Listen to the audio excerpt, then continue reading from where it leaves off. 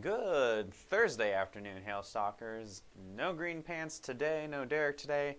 Finally had a break after some back-to-back 5-star maps here for our daily 12 p.m. hail forecast. Back to me, lead meteorologist John Choquette, for a regular forecast. And happy first day of summer, everybody. It is officially the first day of summer in some parts of the country. It's felt like it's been summer for a little while. But meteorologically speaking, we have been in what is more of a spring-like pattern, which is very odd, and we'll talk about that in just a minute. Make sure you watch our videos on our app if you don't already, or if you don't want to watch us on Facebook, you're out in the Denver area. I know a lot of you guys are going out to the Front Range to go get some work from those storms at the beginning of this week. If you want to watch us on our app, click that lightning bolt in the lower right hand corner of your screen. It'll bring up the video in the lower corner, but if you want to watch it full screen, all you gotta do is just click on it and rotate your phone, and you'll be able to see this video in lovely full screen on your phone. Or you can just have it in the corner and you'll get the audio going along with, and you can continue working, canvassing, doing all that stuff, because it is a pretty busy time out there for probably a lot of you guys with all this new work available. Make sure you have notifications set up as well in case there are some more storms that happen. You probably don't want your truck to get all beat up if Denver gets storms again, which is very possible the next couple of days. Go to your notification options, notification settings on your desktop computer. Click on 1, 2, or all 3 of the options that we have for push notifications, whether it's sent out to the app on your phone, email, or your desktop computer. Get the notifications for whatever you need, whether it's a certain city metro area, entire state, or the whole country. So here's our forecast for today. We do have a couple areas that we're watching. Not a big risk, a fairly marginal risk, hence our percentage chances are fairly low. Storm's going to happen after about 3 o'clock this afternoon local time. Going from west to east, since I'm kind of standing in the way of the one on the east. Looks like we'll have some storms form, yes, all the way down, possibly into the Front Range today. 1 or 2 storms may form, given Denver, and for Denver all the way up to Fort Collins, about a 5% chance of seeing some storms, up to some ping pong ball size hail possible, and storms could continue up into fairly rural Wyoming. Possibly some storms by Yellowstone today, and even some storms further north towards Milling, 2% chance of some storms there. Further to the south, I expect some little stronger activity happening across the Texas Panhandle and far eastern New Mexico. So any storms, 1 or 2 that do go up, could drop up to some tennis ball size hail. I have a 2% chance for Amarillo. I think it's fairly unlikely they're going to cross over to Amarillo. I believe they're probably going to move mostly through very rural sections of the Texas Panhandle. And once I move out of the way here, we also have a chance off in the east as well. This might be more of a wind threat heading towards Memphis, 5%. But if any pockets of hail are in there, they could also get up to some ping pong ball size as well. Focusing in a little further towards Denver, you guys don't really need any more hail anytime soon. We've had quite a bit of activity this week. There's a very few areas that haven't been hit with hail yet this year, but you know, hey, we can't control the weather. The weather just decides to do what it wants, and it really likes Colorado this year. 5 to 8 p.m. expected time frame. Nothing like what we saw on Monday and Tuesday. I think a lot less instability today. I think a lot more, if we do see hail, higher volumes with bigger hail mixed in, more what is supposed to be typical for the Denver area, up to some ping pong ball size at maximum. Again, that chance real low though, about 5% chance it's going to happen, and keeping that 3-star or better chance about the same, about 5% chance. Again, I'm not super confident about that today, but that chance is in fact there. And we're going to go ahead, we're going to look at what the models have here. This is the most recent run, the 15Z run, so about from this most recent hour. I'm starting off in the east, and you can see we have that line of storms that's going to move through, and that doesn't really show much in the way of big time hail.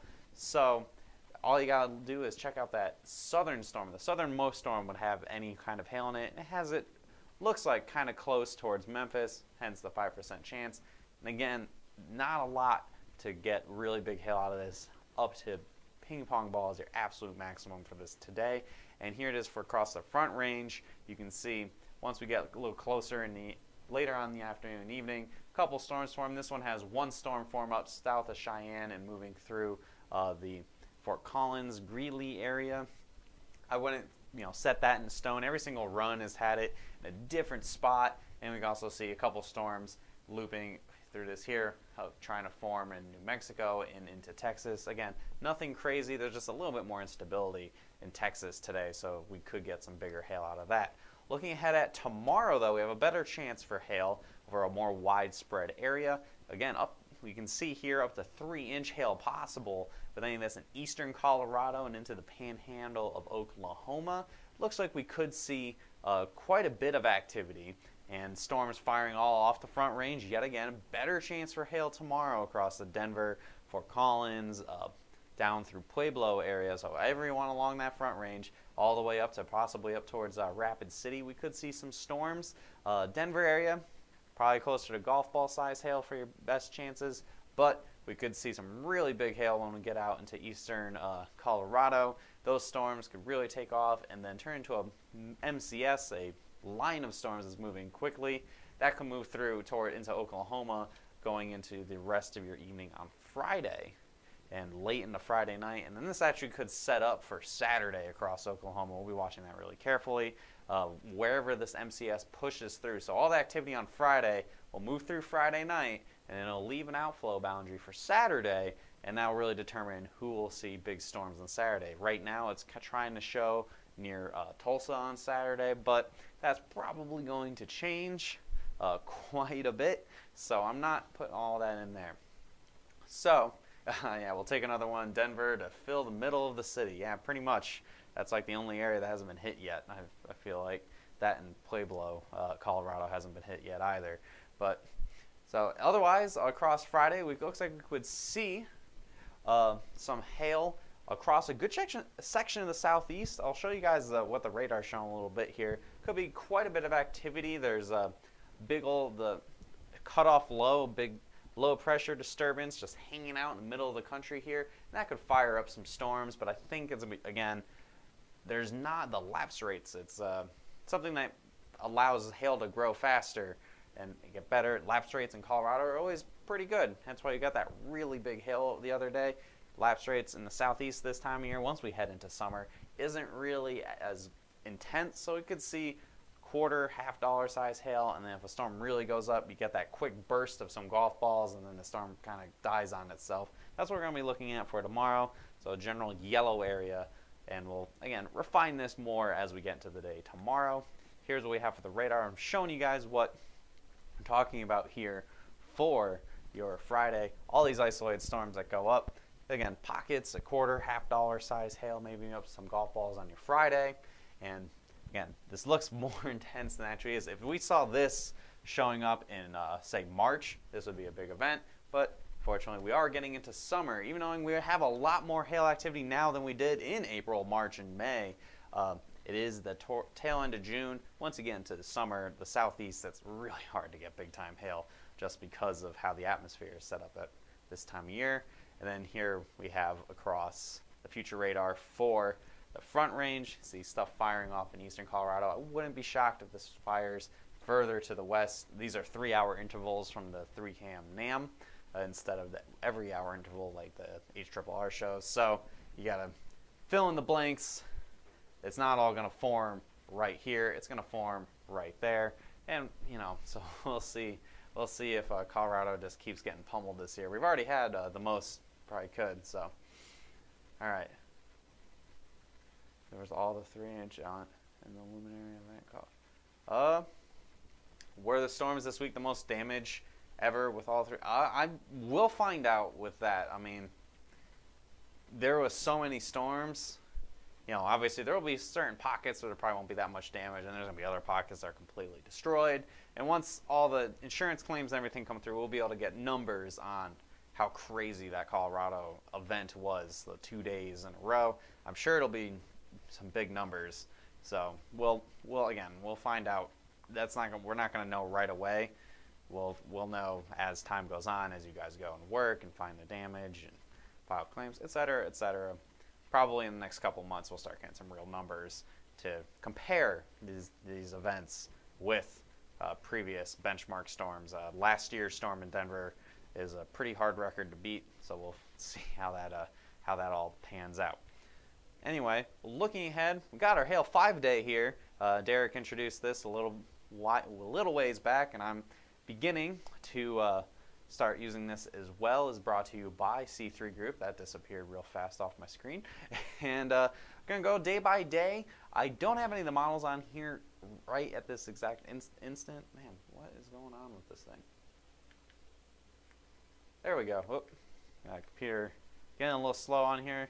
So all I have for this is just a general little look at what to expect moving through, and I'll talk about it. And then tomorrow I'll make sure I actually have, like, I wasn't sure if I wanted to show the models or if I wanted to make my own little blobs, and then suddenly it was almost noon. So I think tomorrow we'll have a more in-depth look at our 5-day, but this is going to give you a general overview of what to kind of expect going into the next few days. Tomorrow, Friday, we have a population moderate. Again, the front range has a bunch of people on it. Up to 3-inch hail is possible for your maximum hail size. Again, that's going to probably be away from people. So we got that 25% chance we could see another 3-star map tomorrow.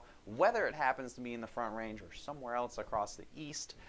Saturday, 15% chance for a 3-star map, and that's because of that uncertainty. I mentioned that MCS, leaving outflow boundary, that's a lot of uncertainties to go in there. But any storms that do go up, if it ends up, there are a lot of ifs, we could see some real big-time hail. The population's moderate, Oklahoma City, Tulsa, around there. I mean, that's where most of the people in Oklahoma live, so got to have that at risk. And again, Oklahoma roofers, I'm sure you perked up a little bit going, hey, we have a chance. But it is late June, and climatology speaking, so just the way weather is this time of year, late June is not the best for getting big-time hail in Oklahoma. There are more times that it hasn't happened than it has. So 15% chance, and we'll obviously refine that and be able to pinpoint it down by Saturday morning.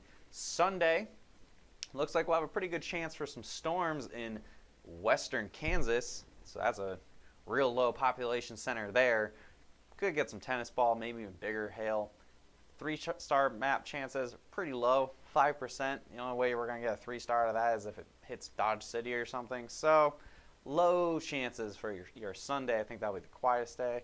And then looking ahead at Monday and into Tuesday, the system that is moving through continues just to kind of hang out, and it looks like we could see some storms trying to fire up near Kansas City, maybe towards Omaha. Biggest questions are going to be the worst storms move through, like how we have on going into Saturday, and MCS moves through with a risk area. It's going to be a lot of that. We're in the big time season for that. We're going to have rain in the morning, and it resets the atmosphere. It'll either set it up really nice for an area you want storms to have happen, or it'll completely ruin the risk. So the chances low for now, 5% up to some 2-inch hail. Again, moderate population. You have places like Kansas City and Omaha in there. And then going into your Tuesday, I move the computer out of the way just for a second. Another 5% chance. Same story, same basic story, different day. Continues towards places like Kansas City and Omaha, and then even further east into Iowa and maybe even to Illinois for your Tuesday, up to some baseball-sized hail possible, moderate population. So that's our 5-day. Tomorrow, I promise you guys I'll have more details with this. It's my first time using this little graphic here, so we're changing things up for you guys, trying to make it clearer for you. We'll have new pictures on here, obviously. If we're talking about hail, there's going to be thunderstorms. So this is an evolving process. It'll be continuously changing as we keep upgrading stuff and making it more clear for you guys to know what to expect for predicting the unpredictable that is hailstorms. So don't miss any of our updates. Follow us on Facebook. Hit see first. If we do any live coverage today, tomorrow, or through the remainder of the week and or year and or forever, hit see first and it'll all pop up top of your news feed. I know especially on Monday and Tuesday, storms were going crazy, and I'm sure a lot of you folks, especially in Colorado, your phones were blowing up. You might not have had time to watch our live feed, but if you want our news feed afterwards and you hit see first, our live coverage would have popped right up at the top of your news feed to check out. And any comments, questions, or concerns, anything at all, give us a call at 855-334-4245. Email us at info@hailtrace.com, or as always, visit our website at hailtrace.com, and I'll answer any questions you may have. Message us on intercom, and we can answer questions there, especially when it is not regular business hours or on the weekend. It sends out messages to everyone on staff, and we will get to you as quickly as possible. I know past couple days there's been some delays in us getting back to you, a lot of messages all at once of everybody trying to talk to us, so we just kind of work our way through it. So thank you everyone for watching. Our viewership has been steadily increasing the past few months, especially after we have some big storms. I'm glad we're finally getting big storms, and hopefully they can continue, maybe get in some areas other than Colorado or in Dallas. So thanks everybody. I'll see you again tomorrow at 12 p.m. for our daily hail forecast here at Hail Trace, whether it's on Facebook, YouTube, or our app. Have a great rest of your day, everyone.